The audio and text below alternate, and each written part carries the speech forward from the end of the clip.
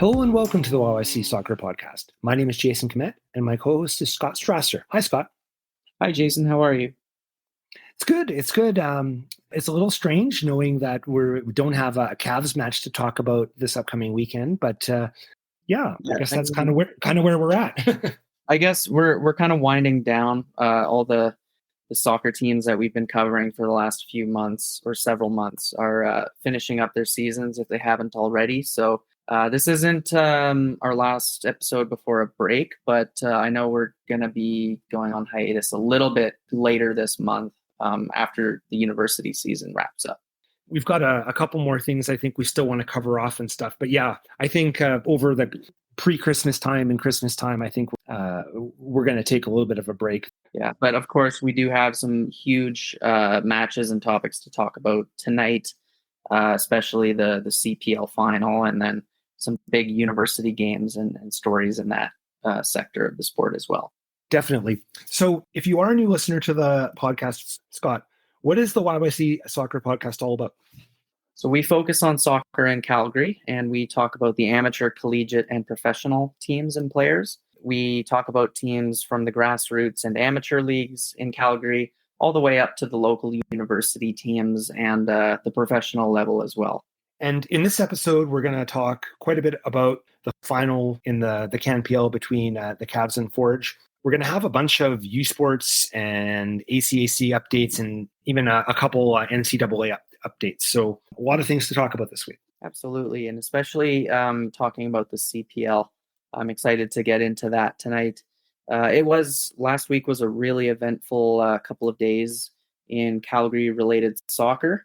Not only did we see Cavalry unfortunately lose in the CPL final, a very exciting CPL final, but we'll also talk about the SAIT Trojans who are competing in the ACAC championships last weekend. And we also have the Mount Royal Cougars men's team to talk about as they wrote some new program history. So there's lots of stuff to dig into. So let's start off with the Canadian Premier League final match, and Cavalry faced Forge, and final result was a 2-1 loss in extra time. Yeah, there's a lot to mention. It was easily the most exciting Canadian Premier League final in the league's short history. I don't think anyone would dispute that. If you watched the 2022 FIFA World Cup final last December between Argentina and France, that match is what this final reminded me of. It was just crazy drama in extra time, back and forth.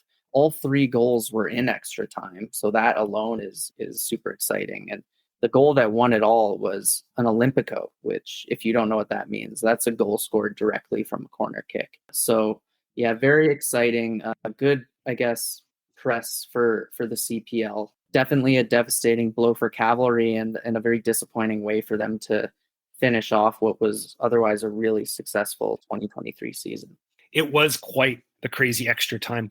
I thought in the first 90 minutes, it was a cagey match, and it was a good match, like considering it was 0-0, like it was entertaining in general. But yeah, there weren't tons and tons of chances. Like the one chance that the Cavs had where Tristan Henry made that save. Well, that was a pretty great save. But yeah, everything, the floodgates certainly opened in extra time, and yeah, we really saw some crazy exciting plays in there. Yeah, it really did take a while to liven up. Like, I was writing a game recap for this one, and 70 minutes in, I was like, the Word document was still pretty blank. And I was like, what the heck am I going to write about? And then, of course, Tristan Henry made that save in the 75th minute off a shot from Jesse Daly. Quite the reflex save to get his palm to it. But then from that point forward, the game just seemed to explode. And even though it finished goalless, it certainly felt like more was coming in extra time. And that certainly happened. It started with Ali Musi scoring a terrific goal in the 101st minute, curling it into the bottom corner. Definitely seemed like Cavalry had won the game at that point. But just a few minutes later, Forge answered with an incredible goal from Benny Badibanga, who he couldn't have put that more in the top corner if he tried a million times. A shot from outside the box after a short corner. And everybody knows by now, but Tristan Borges, just corner kick in the 111th minute. I could tell he was going to shoot. I had a feeling Forge was crowding the 6-yard box on every corner kick they took. And it seemed to really make Carducci uncomfortable. And yeah, he just put the ball where it needed to go. And Cavalry wasn't able to get a guy on the end of it. And it just landed in the net. And I mean, what a crazy way to win a championship for your team. As that play was happening, everything seemed to go exactly to Forge's plan. And then on the first goal, the Betty Bonga goal, in the post-game press conference, I think it was Tommy Wheeldon Jr. who said about the defending on those plays. It's like he's not really so sure what could have been done too differently. Like you could say that someone should have been more on Betty Bonga, but the goal was just perfect. And with the other one, with the Borges goal, when an Olympico is scored, there's always probably some questioning about where the goalkeeper's at and everything. I don't know, Scott, maybe you can comment on that better than I can because you have more tactical knowledge than me, but it was just played so perfectly that I kind of think, it still was a real challenge to defend. Yeah, and you got to remember at this point, the players have been out there for 2 hours, right? They're running on adrenaline and extra time. They have no legs left. And those balls, like you said, they're perfectly placed. Like the Betty Bongas particularly, it was probably 2 inches below the crossbar. And yeah, I mean, could someone have closed him down on that short corner? Maybe in the 50th minute of the game or even the 85th minute of the game, that's more likely to happen. But I don't think any Cavalry players were expecting that kind of ball to come in. And same with the Borges corner not that long afterward. I mean, Marco Carducci was penned in his own kind of on his goal line. He didn't have any space to work with. And there was no one on the back post, which, again, I think you could argue that someone should have been on the back post. But it's just at the point of a game where maybe habits start to slip. So overall, I mean, you kind of got to shrug your shoulders from a Cavalry perspective and say, yeah, well, what could we have done? I mean, at that point, it was we're running on fumes. Mm-hmm. So that wraps things up for the season, and we should probably just give a little bit of a recap. I think, we could delve into all the details and do an analysis of things, but let's just sort of do a generalized sort of wrap up. Scott, how would you really rate this season overall? Like, I think, from my opinion, it's a success overall, but what are your thoughts? It definitely is a success because they lifted their first ever trophy as a club, right? They finished first in the league by some distance. It wasn't even that close. So they got to lift the CPL shield and celebrate that accomplishment with their fans. So from that perspective, it was absolutely a successful season. However, I would only rate this season an 8.5 out of 10 rather than a 9 or 10 out of 10. And the reason I'm not going to rate it higher is because once again, Cavalry did fall short in the playoffs, which they've unfortunately done every season. And they also went out in the Canadian Championship in the very first round to Pacific way back in April. So for those two reasons, I give this season an 8.5 out of 10. But overall, you have to chalk it up as a success considering they were the CPL's best team game for game. And as a result of that, they are going to get to play in the CONCACAF Champions Cup against some of the best teams from North and Central America. So that's an exciting prospect that's going to get underway in February. But yeah, I mean, you can't help but look at that game to Forge and go, man, how does that happen yet again? When I look at it, I think that even though that was a really hard fought game and those goals were perfect and everything, it just seems like that was the one mountain. That wasn't the one thing they could crack. So I think that from that standpoint, that there's a slight twinge of disappointment, but there was a lot of positives. But yeah, I think I never came up with a ranking out of 10 off the top of my head, but I think someplace where you're at, I'd say the 8.5 range out of 10 probably sounds about right to me. So overall, I think if you're a fan of the club, I think you can't be disappointed. I think it was pretty good overall, and yeah, I'm looking forward to what happens here with the draw for the Champions Cup coming up. Yeah, that's coming up in December. So right, December? It's, I think, right around the 12th or something like that. It's mid-December sort of thing.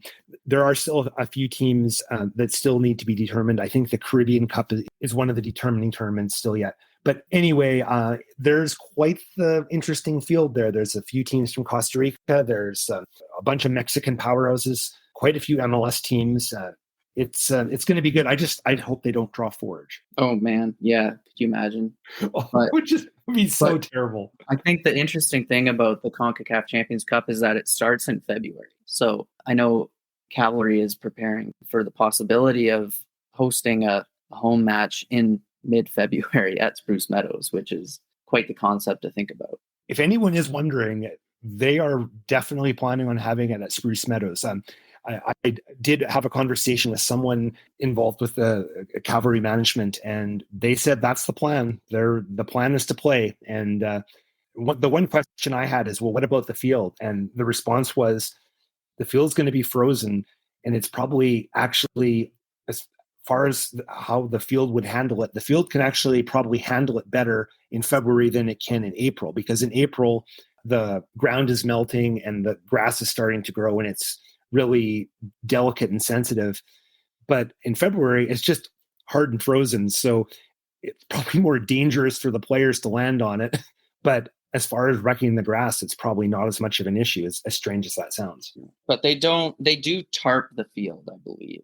I know they did that when they first leveled it out. They put a humongous grow tarp over it. I believe it's referred to as a special blanket. That's what I was told.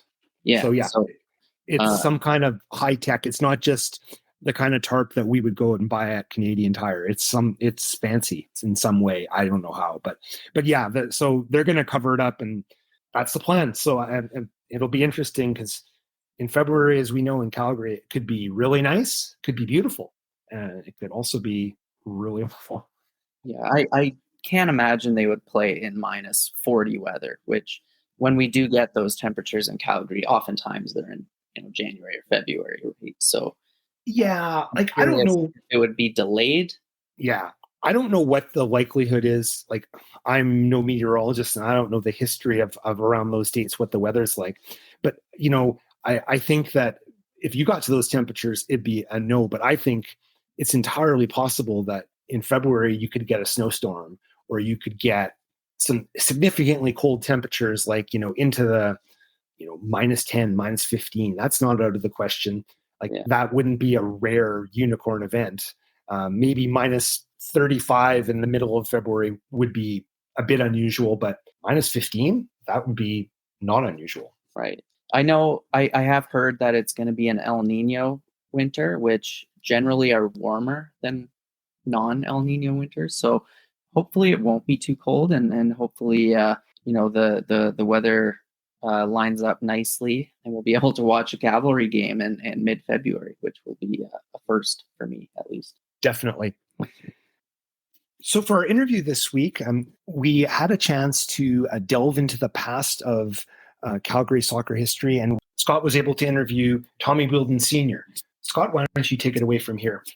Yeah, so Tommy Wheeldon Sr. was visiting Calgary, I think it was 2 weeks ago now.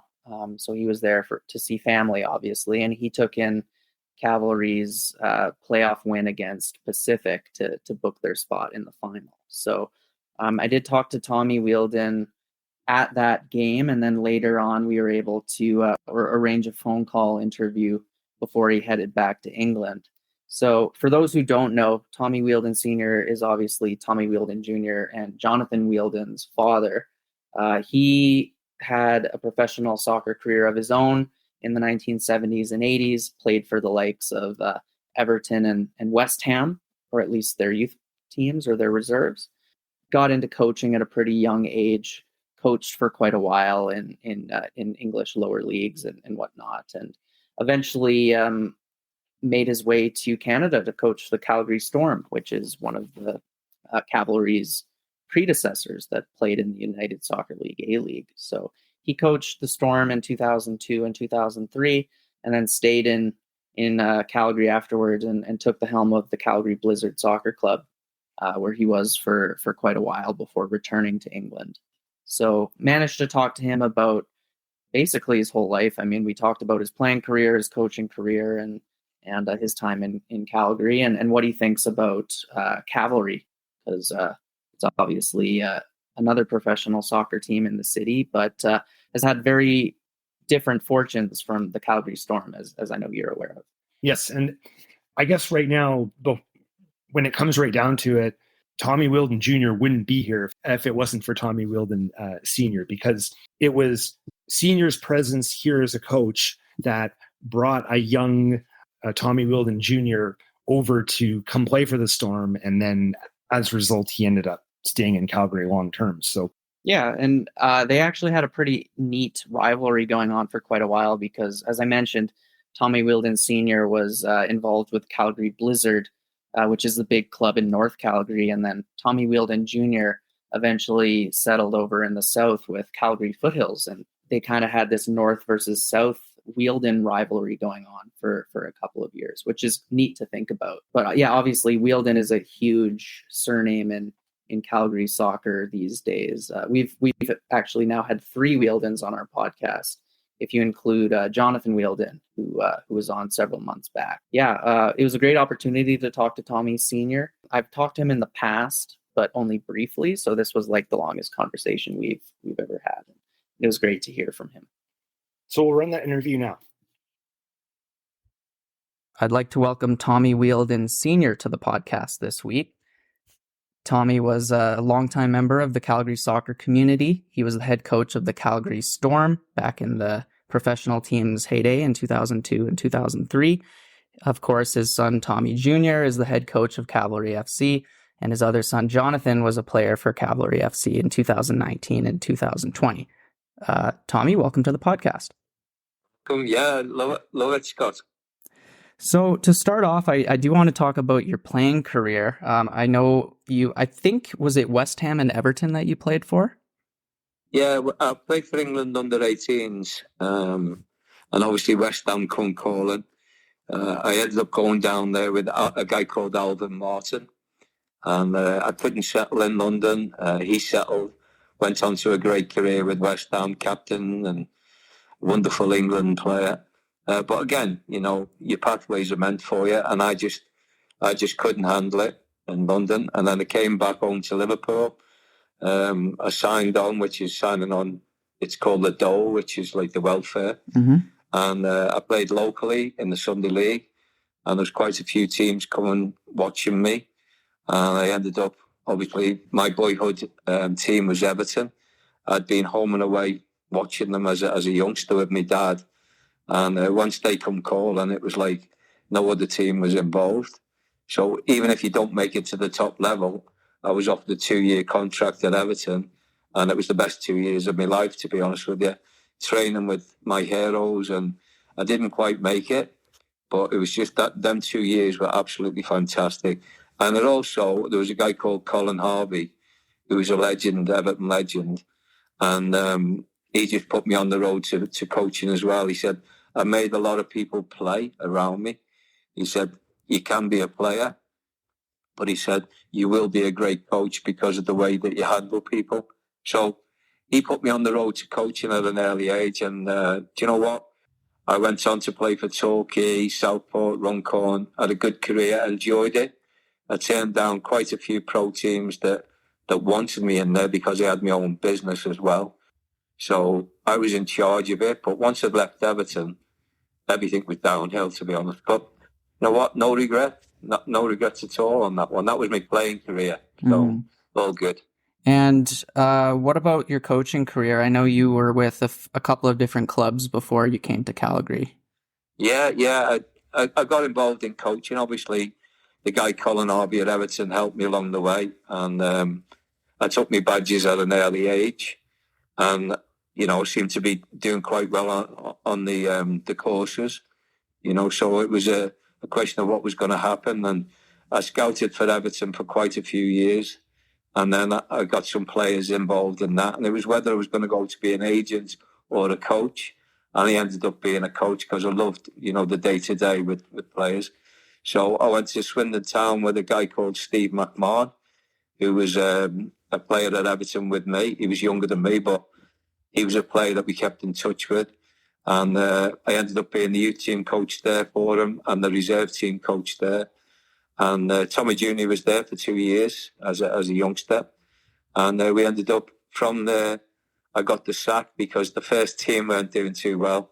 So the whole group of us were finished at the club. as they always do, a clean sweep when the first team manager's not doing too well. And I ended up going to Exeter City with a guy called Noel Blake. And I was the assistant coach there for a bit. I worked in the youth set up there with a guy, God rest his soul, Eamon Dolan, who died. I think it was about 2016 now. And it was fantastic. But the guy from Canada was on the board called Michael Van Dale. And he watched me work. He kept coming over from Canada, and he wanted me to come there, and I wouldn't go because it was like too cold. And then he invited me across to go there, and it was during the Stampede week. So the guy done an absolute great job on me. So I'm thinking, this is unbelievable. What a place. So I came back after July, I came back in November, and I signed for Calgary Storm as the youth team coach and obviously Centre of Excellence manager. And Thomas Neendorf was then the coach. And John Castrillion was on the girls' side. So, you know, I was looking to learn from a Colombian coach and a German coach. And it was brilliant. The first bit, I just thought it was fantastic. You know, travelling, and Mike Van Dale was brilliant with me. And then Thomas took them into the A-League, and it seemed one step too far for these wonderful players from Alberta to be playing against Seattle Sounders, Portland Timbers, Vancouver Whitecaps, with Toronto Lynx then, Montreal Impact, and again, fabulous teams. And the youngsters from Alberta, you know, we were a little bit naive. We'd won the PDL, but it was a big step to go into that league. But I thought we held our own. I thought, you know, the boys done really well. You know, nobody really blew us away, which was fantastic. And it was good experience for me. I really enjoyed it, the Calgary Storm. Mm-hmm. Yeah, I know you took over from Thomas Neendorf midway through the 2002 season. The team was on, like you mentioned, it was a tough sledding for them in the A-League, and they were on a lengthy losing streak in 2002. What do you recall from the rest of that season after you became the head coach? Because I've done some research on it, and it looks like results picked up a little bit, and then there was another decline, and there was just a lot of struggles overall. But like you mentioned, I mean, it was almost an entirely Alberta-based roster. You know what, wonderful players. And again, I was really impressed with, you know, 16, 17-year-old players like Keegan Thomas and Mark Cortius, Jordan Gillespie, all young lads. A bit naive, but we started off brilliantly, competing and doing really well. But what I felt I needed was an influx of experience from England, you know, and again, the money was tight. Mike had already said that, you know, money was a little bit tight. But we tried to get a guy who was an England under-21 international in goal called Nicky Bull from Aldershot. We had Jason Cousins, who played for Wigan in the semi-final against Liverpool in the FA Cup. We had him lined up. Paul Buckle, who I knew from Torquay and Exeter City. So the good quality players. And they were coming with the wides and everything. Mike had given the okay. And then all of a sudden, Mike signed 3 Jamaican guys while he was with the Canadian under-17s team down in Jamaica. And I had to ring the guys up to say, listen, that's not happening these days. But I think they would have lifted us to a different level. You know, Mike was Mike Van Dale. He was the boss. And you had to accept that he'd found 3 Jamaicans. I'd never seen them at all. And it was one of them, whoa, what are we getting? He also signed a goalkeeper from the States called Dave Wiebengate. You know what?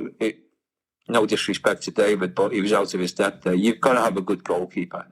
And if Nicky Bullard had come, he would have made all the difference. We would have definitely competed with certainly Seattle Sounders, who were the top team then. But you know what? It was a money thing. So, and then obviously we went bust because Mike withdrew the funds. But he was tremendous with me. He gave me the opportunity, and I can't speak highly enough of him. We're still friends. He's out in Nova Scotia. We're still in touch with each other.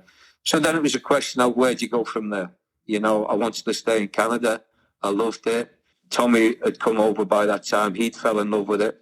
So we were both living together and just eating, drinking, sleeping football. We just wanted to make a difference, you know, to Canadian footballers. Mm-hmm. We knew we could. We knew that we were good technically. We knew that we were good tactically. obviously there was a lot of athleticism. We liked the way the Canadians tried to play, and it was just getting that balance and just seeing what we could do and help out. And it seems to have worked. We've done okay. We seem to have made a difference, which was what our desire was. And Jonathan came over. He was playing in Belgium. He wasn't getting paid, and he was like, "I need to come to Canada." And I said, "No, you're too young. You're 24." He said, "I want to do coaching like you two." And he came over. He was his own boss. He came over and wanted to do well. And that's what happened, So the Wheeldons got together. I didn't want him working with me, so he went down and worked with his brother at Foothills. And the rest is history, as they say. Yeah. So when you were done with the Storm, I recall like the PASS pass.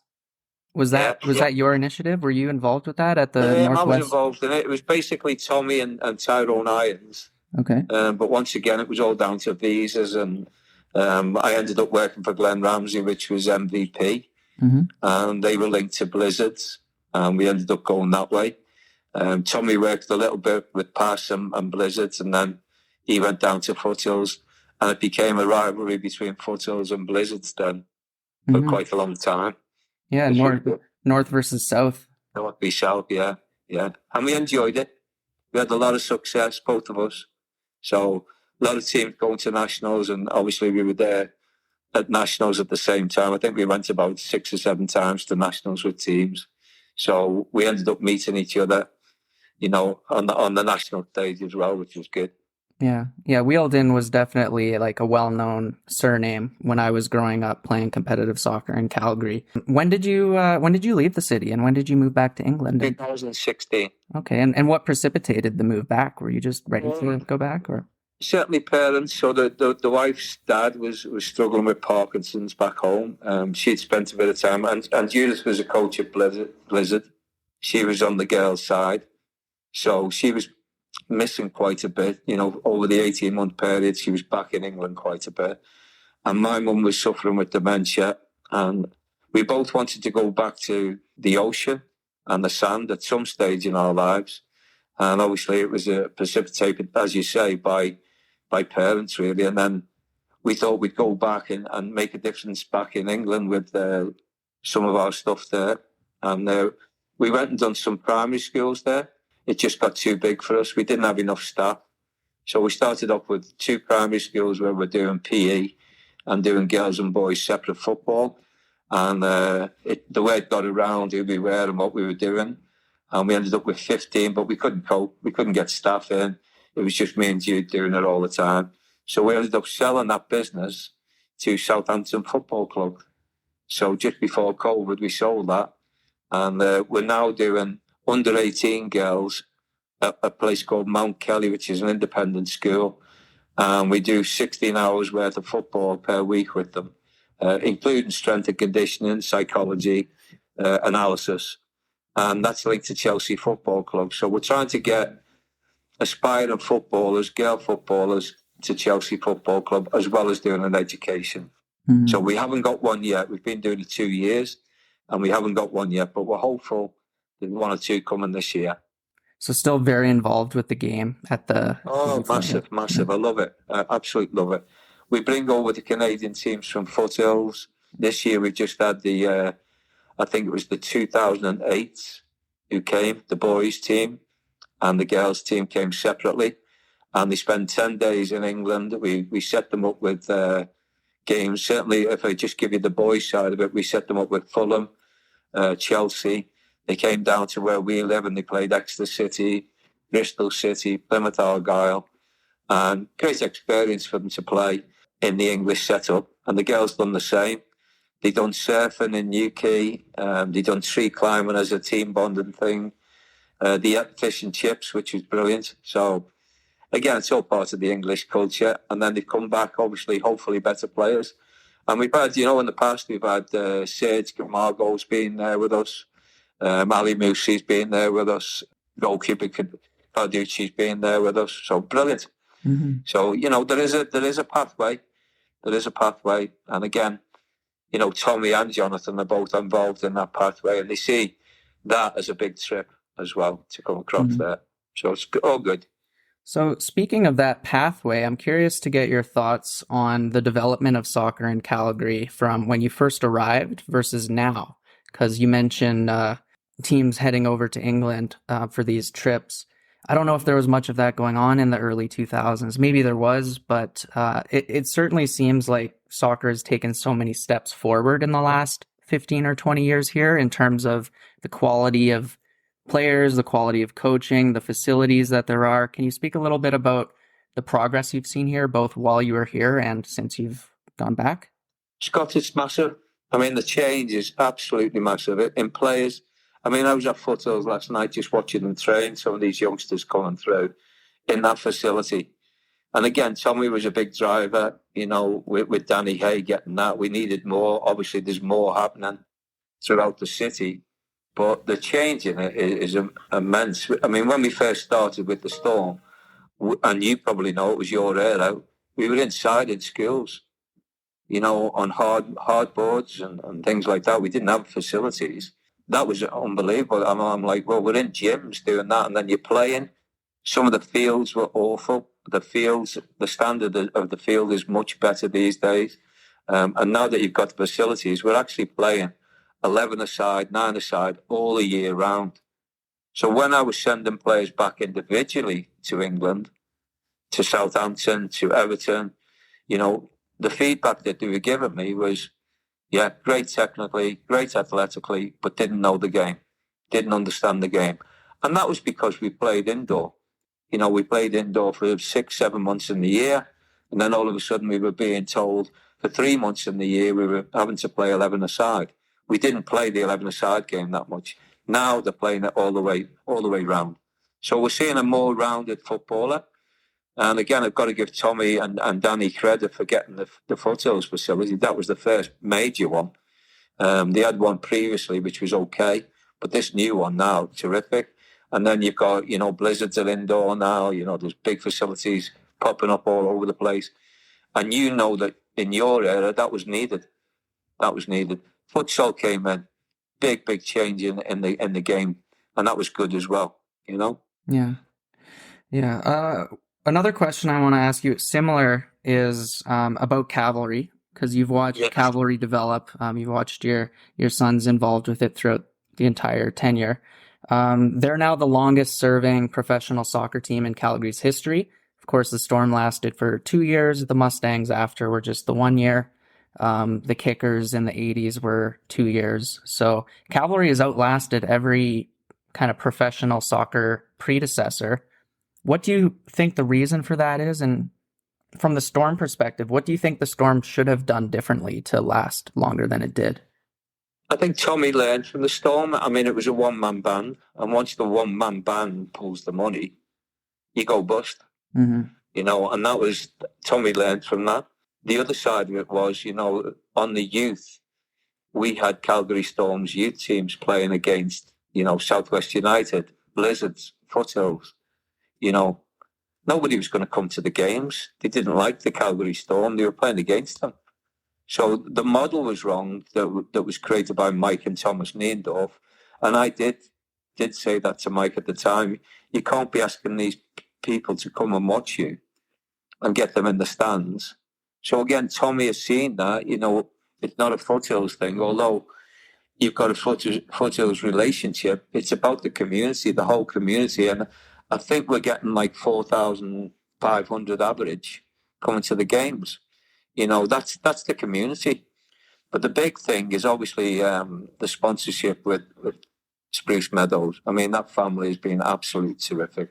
And you've got a big organisation around you, worldwide name, you know, and Linda has been superb, you know. So I think what you're looking at is Tommy has learned his lessons from the Storm.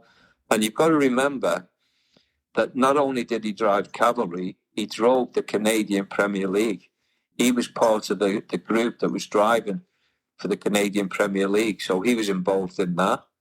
So, you know, we're looking now at the women's side with Lee Tucker and trying to create that professional league with the girls. And they're trying to get the model right with that as well.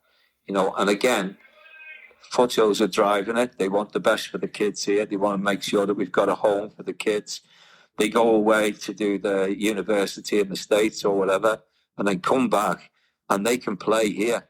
And we've always said that, the wonderful families that they're from here, they should be able to stay here rather than going like Ryan Jackie going to England at 16, young man and trying to find his way.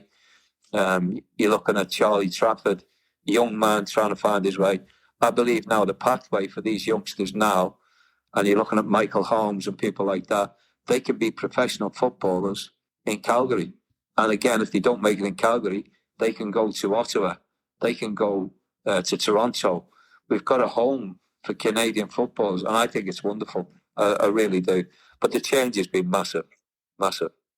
Absolutely. I think that's a great place to end it off on, Tommy. However, I do have a question for you that Jason wanted me to ask about Lars Hirschfeld, because he was with the Storm. I think he went to Tottenham in 2002 after his kind of stellar performance at the CONCACAF Gold Cup. He was curious. Jason wanted to know if you played any part in him going to that club. Massive part. Yeah. It was mates of mine. So John Gorman and Glenn Hoddle and the secretary of Tottenham Football Club were good friends of mine. A guy called John Alexander was the secretary, and we needed money. I mean, Mike Van Dale needed money to keep it going. He was asking for $1 million. He was never going to get that, but we got quite a sum from Tottenham for Lars, and we'd got him to Aston Villa, Wolves. He actually played for Tottenham against Arsenal in the reserve fixture and was outstanding. And that just nailed it, really. So once he played well, we'd got him in front of these people with my contacts. And then once he played well against Arsenal and beat Arsenal, I think it was easy for us. So we got him in front of people, and then Lars done the business. He went on to a stellar career with Cluj and was it Rosenborg? It was in Norway? Yeah. And again, he was a good Canadian international goalkeeper. So he was on the bench for quite a lot of Tottenham, second goalkeeper.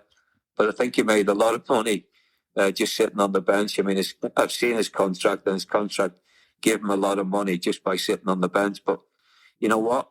He was a good keeper, and he ended up playing in the Champions League with Rosenborg, with Cluj from Romania. So fair play to him. He took his chance, which was great. Awesome. Well, I think that's great, Tommy, but is there anything else you'd like to mention about any of the things we've talked about? Soccer in Calgary, Cavalry, Calgary Storm, anything kind of on the top of your head? You know what, Scott, I think we've covered most of it, but I mean, I just feel that people love the game here. The parents, the kids, there's so many playing it. And wherever you go, oh yeah, she's a soccer mum. Oh yeah, my daughter plays. Oh, my son plays. And I just feel that, we go under the radar a bit because of the Flames and because of the Stampeders. But if you think about wherever you are socially, everybody is touched by football. And it's a wonderful thing. So I think, sorry about that one. I think Tommy and Jonathan have done really well. And, I think looking at the line, I mean, my granddaughter was over here from England the other day. She'd played for England under 17s. And she played for us, so she's wanting to play over here. And we're hoping to get the professional league over here. She's now at Reading in the championship. And there's another one of the Wheeldons coming across, My grandson now, Tommy's son, Jax, is starting to come through. And it's just the line there that, yeah, we're involved in it, but we just want them to play football. We just want them to enjoy it, no matter what level they're at. I've got other grandchildren that just play and enjoy the game. Brilliant. Sounds good, Tommy. Well, hope you have a great trip back. I know this episode will be coming out after the final, so by the time people listen to this, we'll know who won the CPL championship. But no, I so very much appreciate you putting some time aside during your stay here to talk to us about your career and soccer in Calgary. Thanks again to Tommy Wheeldon Sr. for taking the time to do the interview. And thanks, Scott, for arranging all this and getting it all set up. So let's move on to some university and college soccer. So a bunch of things happened this weekend, and we kind of alluded to that earlier on. I think we'll start with U Sports on the men's side. On that side, Mount Royal, the men's team, they played a couple matches. On Saturday, they played Thompson Rivers University. It took overtime, but they won 2-1, and that game was at Mount Royal. The next day, Sunday, they played Victoria, and they also had to go to extra time in that one, but they won 3-1. Now, this upcoming weekend on Saturday at 1 p.m., they will take on top-ranked UBC. Big matchup. This is the Canada West Championship, and Cougars have played really well, but you look at the other division, and UBC has been dominant. Mm-hmm. Yeah, UBC is always dominant in Canada West, but this should be a really good game considering MRU is at home. I'm scheduled to work. If not, I think I'd try and get out. But if you're not doing anything at Saturday at 1 p.m., make sure you're gonna go to MRU to watch this game, because these are two of Canada's best university soccer teams. Definitely Western Canada's best teams. Very interesting. This actually represents the first time in MRU's history that they will play in the Canada West Championship final. They haven't been in U Sports that long, right? I think maybe 10 or 11 years now. But this has basically been the best year in program history on the men's side. So regardless of how Saturday goes for them, it's worth patting themselves on the back for.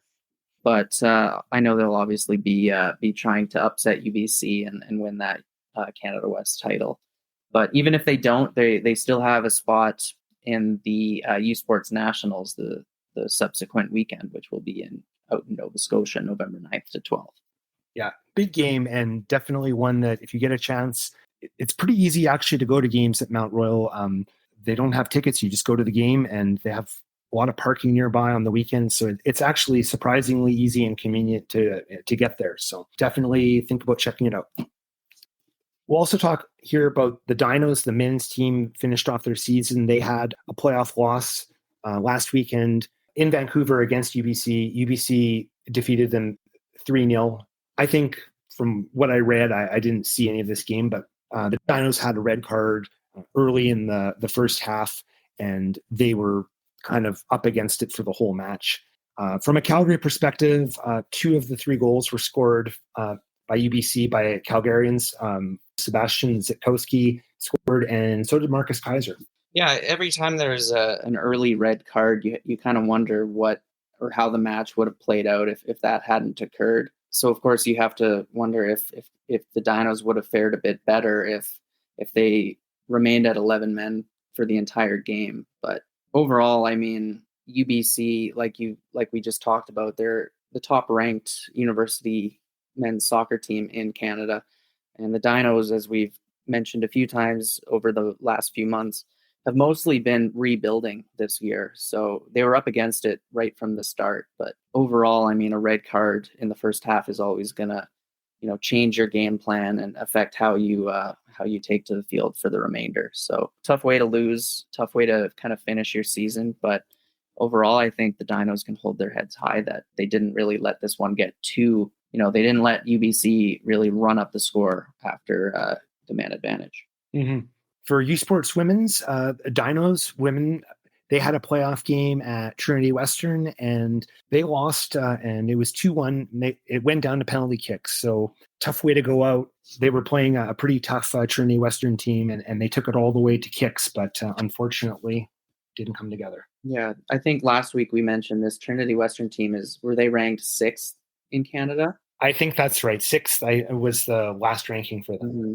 Yeah, and I mean, I don't know if it's just my own kind of bias thinking back, but it feels like tradition for a Dinos team to go out to Trinity Western in the playoffs. It seems to happen quite a lot. It's just the way the draw works out, I think. But it was a disappointing way for the season to end for the Dinos. I think they obviously had a really fantastic year last year, and considering they retained most of the same players, I was kind of I thought they were going to have just as good a season this time around. But after their really great start, it seemed like they flamed out a little bit at points, but overall still a very strong team and a good overall season.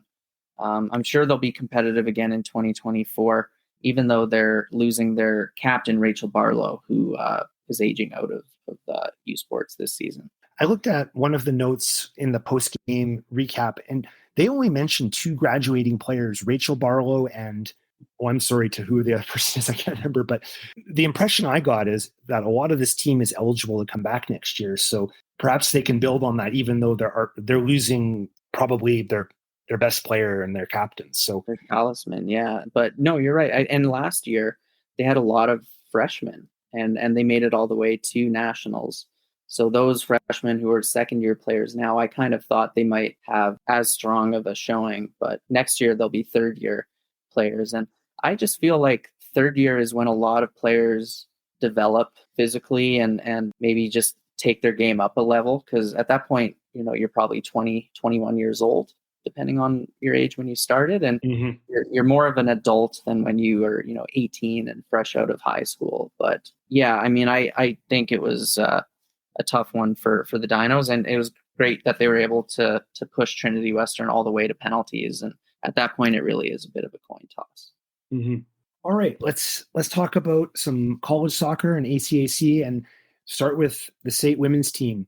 They were in the championship tournament last weekend, and they beat NAIT in their first match 3-1. And they played the semifinal on Friday against Concordia, and they won 2-1.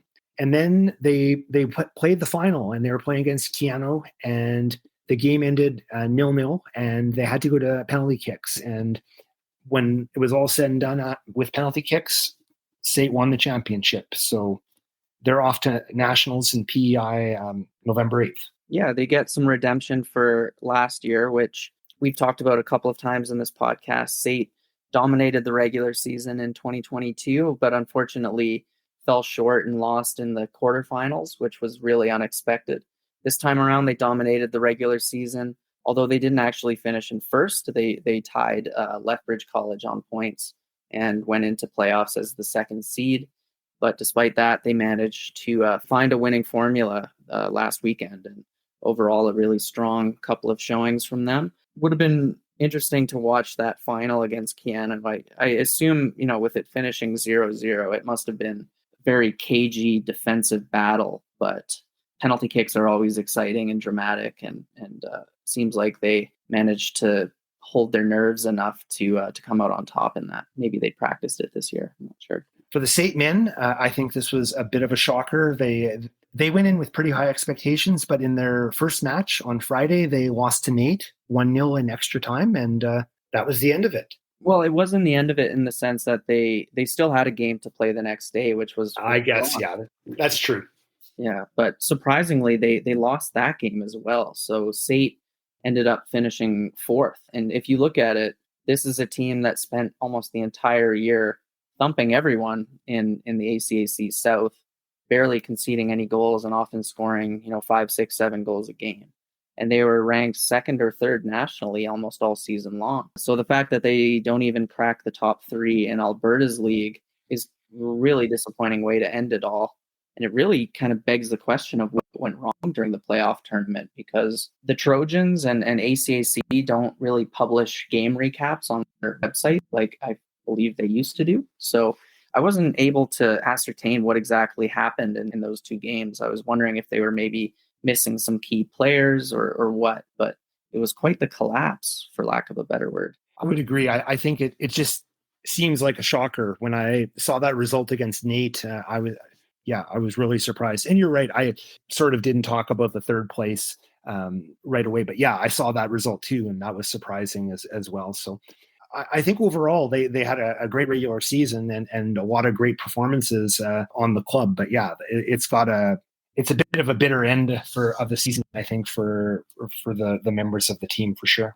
Absolutely, yeah, and they did have a lot of individual accolades, right? I think 7 SAIT players were named to the ACAC All-Conference team, and their midfielder Sine Hale, don't know if I said his name right, I apologize if not, but he was named the league's best player in the South Division.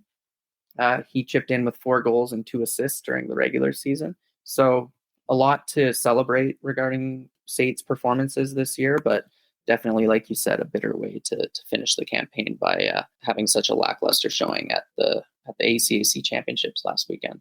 And while we're on the topic of college soccer, university soccer, and playoffs, I thought we'd just take a quick trip south of the border because we have two clubs on the women's side that I think we've been paying a lot of attention to when it comes to Calgary connections, the University of Memphis and the University of Maine.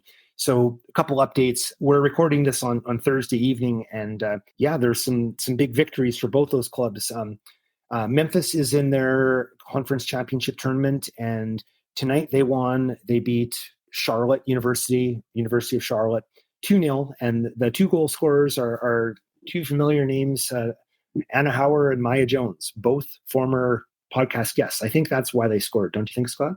I think so. Yeah. Yeah. So they're in the conference final. Their record is 17 wins and 1 loss, and they're currently on 14-game winning streak. They're ranked number 8 nationally, and I know when we interviewed Anna Hauer a couple of weeks ago, she expressed a lot of confidence that she felt this team could go all the way. Well, right now, they're certainly not doing anything to dissuade us from that argument. They're looking really good. And, there's obviously a lot of good teams once you get to the top levels of the NCAA tournament, but hard to argue with where they're at the moment. No. And you can't argue that their success isn't in large part due to the Calgary contingent, which we've mentioned include Maya Jones, Anna Hauer, Grace Storty, a couple of others as well. Izzy Monk is the fourth Calgarian on there. Yeah. Isabel Monk. So, I mean, kudos to those four for not only being on one of the United States' best women's university soccer teams, but playing a big part in their success this year. When it came to individual conference awards, Maya Jones was the unanimous selection for Offensive Player of the Year. Anna Hauer was the co-winner of the Rookie of the Year. Maya Jones and Grace Storty were both on the first all-conference team, and Anna Hauer was on the all-rookie team. So a lot of accolades there on an individual level as well. Yeah, I think at this point I'm really expecting Maya Jones to become a full-fledged professional soccer player when she graduates, and probably play for Canada as well. I mean, I'm kind of surprised she hasn't gotten a call-up yet. Well, I think right now she'll have a professional career. I think the question is, where is it going to be? Is it going to be in Europe, or is there a possibility of NWSL? I think when we interviewed her back in the summertime, I know she talked about the possibility of playing in the NWSL, but the fact that as a Canadian she counts as an import is a bit of a strike against her. But I don't know. I look at it right now, and if you're one of the top players in all of NCAA soccer, I think that would go a long way to convince a team in the NWSL to utilize a foreign player slot for you. Yeah. And I think Grace Storty and Isabel Monk too. I went to maybe 3 Foothills WFC games last season, and they just stood out every time I watched them. Like, they were always clicking, and I kind of am curious to see if they're also going to make it to the pro ranks at some point. The other team we wanted to talk about was the University of Maine, and they're also in their conference championship tournament. And Thursday evening tonight, they advanced to the conference finals with a win over Vermont, 2-1. In their individual conference awards, Mila Schneider, who is a product of the Blizzard, she was first team all-conference, and Victoria Dungy was on the all-rookie team. So again, a couple of individual kudos there as well. Thank you for listening to the YYC Soccer Podcast. You can subscribe to this podcast using all the usual podcasting platforms. Head over to our website at yycsoccer.com. There's more information there about how to subscribe or to leave a question or comment. You can follow us on Twitter at YYC Soccer 403. Thanks for listening.